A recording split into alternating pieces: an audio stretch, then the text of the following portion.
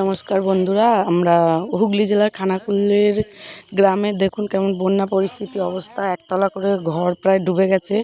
এত প্রচণ্ড পরিমাণে জল এসেছে যে আমাদের এখানে আমাদের বাস্তুর সামনে এত জল যে ঘরের পুরো মানে ঘরে ঢুকবে ঢুকবে অবস্থা হয়ে গেছে। আমাদের পুরো এখানে তো উঁচু উঁচু জায়গায় বাস, দেখুন সব ঘর বাড়ি প্রায় একতলা করে ঘর সব ডুবে যাচ্ছে।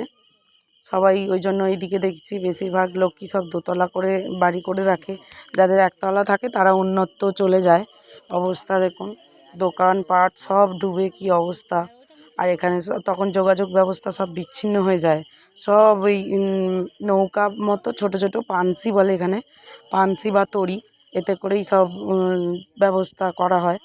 আর এখন তো এবার এতদিন নিম্নচাপের পর এত বন্যার জল হুড় করে এসে গেছে। তার কারণে সব দোকানে বাজারপাট বা দোকান দোকান সব ভালোভাবে দোকানপাট নেই। কি করবে এরকম দেখুন, মাথায় কাপড়টা বেঁধে উনি জলে নেমে হেঁটে হেঁটে যাচ্ছে। কিছু করার নেই, এত খারাপ পরিস্থিতি হয়ে যায় যে বলার মতো নয়। এইরকম করে করে হেঁটে হেঁটে যাচ্ছে উনি।